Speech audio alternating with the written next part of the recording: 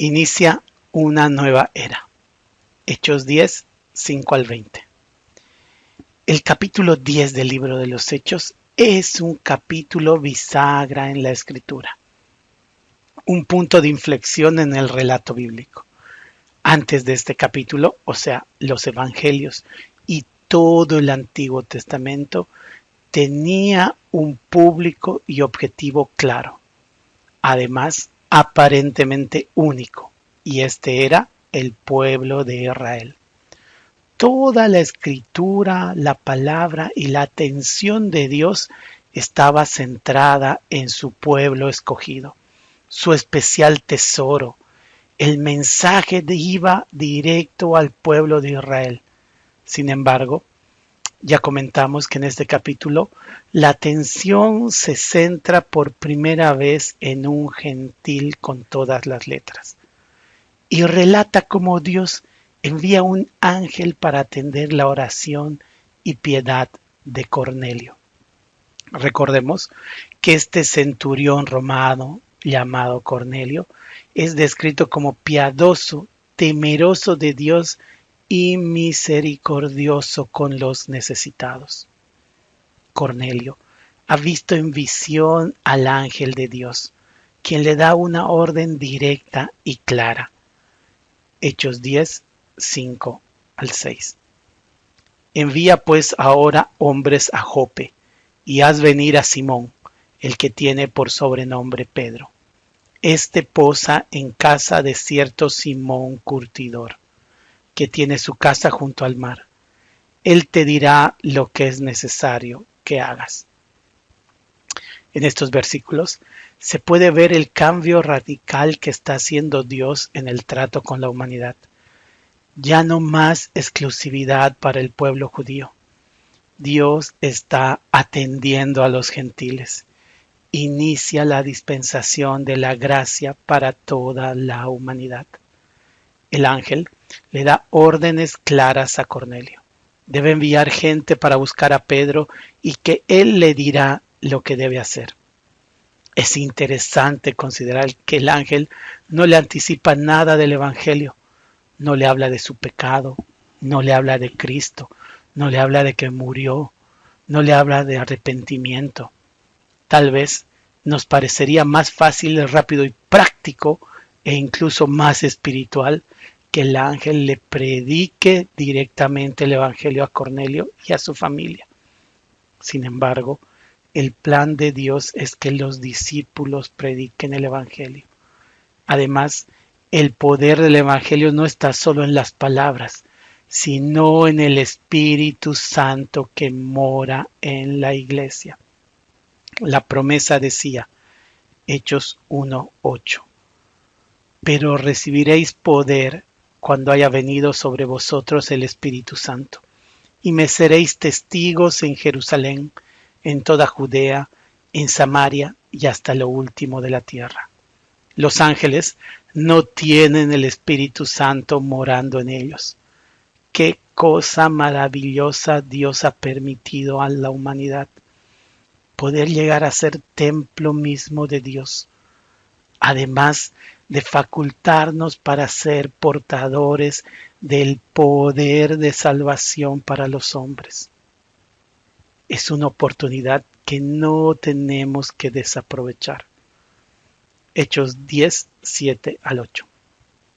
Ido el ángel que hablaba con Cornelio, este llamó a 2 de sus criados y a un devoto soldado de los que le asistían, a los cuales envió a Jope después de haberles contado todo. Cornelio obedeció la voz del mensajero de Dios de inmediato, confiando la tarea a sus mejores hombres, sus hombres de confianza, haciendo exactamente lo que Dios le había mandado por medio de su ángel. Esta actitud de Cornelio debe confrontarnos con nuestra realidad. Debe ser un llamado de atención fuerte para cada uno de nosotros. ¿Cuántas órdenes de Dios hemos recibido a través de sus mensajeros todos los domingos o cuando escuchamos un sermón de la palabra de Dios? El concepto es el mismo. Dios enviando un mensaje para nosotros a través de un mensajero. Pero nosotros no tomamos la misma actitud obediente e inmediata de Cornelio. Por el contrario, a veces relativizamos la orden, la sacamos de contexto o la tomamos como sugerencia, cuando en realidad es una orden directa de nuestro gran Dios. Cambiemos la actitud de nuestro corazón, seamos oyentes atentos y prestos para obedecer y poner por obra lo que Dios nos manda. Hechos 10, 9 al 18. En todo ese pasaje relata el momento en el cual los hombres de Cornelio están llegando a buscar a Pedro, pero Pedro está hambriento y en la azotea, y mientras espera que le preparen comida, recibe una visión de Dios, un lienzo gigantesco que baja del cielo, con todo tipo de animales cuadrúpedos, reptiles y aves. Luego una voz del cielo que le dice: Pedro, mata y come. Pero Pedro no quiso, indicando que nunca nada común o inmundo había entrado en su boca. Dios le responde con firmeza diciéndole: lo que Dios ha limpiado, no lo llames tú común. Pedro quedó muy confundido con la visión y no sabía aún exactamente lo que significaba. Y los hombres de Cornelio llegaron a buscarlo.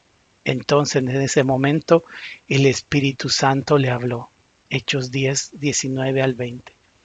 Y mientras Pedro pensaba en la visión, le dijo el Espíritu: He aquí 3 hombres te buscan. Levántate pues y desciende, y no dudes de ir con ellos, porque yo los he enviado.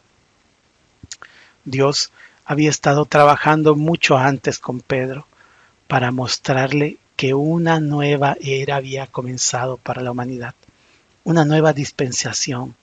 Ahora la gracia de Dios estaba disponible para todos los hombres, judíos y gentiles.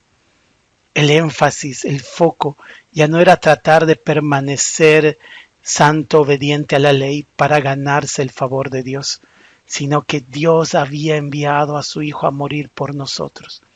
Y luego de su resurrección y su ascensión, Dios había enviado al Espíritu Santo a morar en los creyentes. Pedro ya había roto algunas estructuras judías al quedarse en la casa de un curtidor, pues se podía suponer que este hombre estaba inmundo por la ley mosaica. Pero Dios le ordena que vaya con los hombres que vienen a buscarlo de parte de Cornelio. Estos hombres eran gentiles, y para los judíos juntarse con un gentil era impensado, era inmundo, era escandaloso. Dios usa palabras claras para darle confianza. Le dijo: no dudes en ir con ellos, porque yo los he enviado. La Iglesia desde hace muchos años ha tenido que romper estructuras en pos de obedecer al Señor. La gran rotura fue la Reforma, impulsada por Martín Lutero. Sin embargo, no terminó allí, pues los hombres tenemos la tendencia que hacer que Dios piense como nosotros pensamos.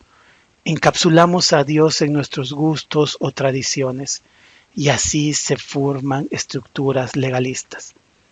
Pasó con la música, con los hermanos libres. En otro tiempo no era aceptada. Pasó con los himnos y los coros en la cena del Señor, y hay muchísimos otros ejemplos. Pero lo importante no es concentrarse en las estructuras y buscarlas para tratar de romperlas, o enfocarse en las estructuras que nos parecen santas para sostenerlas. Lo que tenemos que considerar es que debemos obedecer al llamado claro de Dios en compartir su mensaje de salvación a la humanidad. Ya sean judíos, sean mapuches, sean extranjeros, sean argentinos, sean hombres, sean mujeres. Pensemos en personas con mayor dificultad, incluso que no pueden alcanzar fácilmente el conocimiento de la palabra o escucharla, como las personas que están con ceguera, los sordomudos. Tenemos mucho trabajo por hacer. Y este trabajo lo debemos hacer permaneciendo firmes, no dudar en predicar el Evangelio de salvación, no dejarnos llevar por estructuras ni de un lado ni del otro.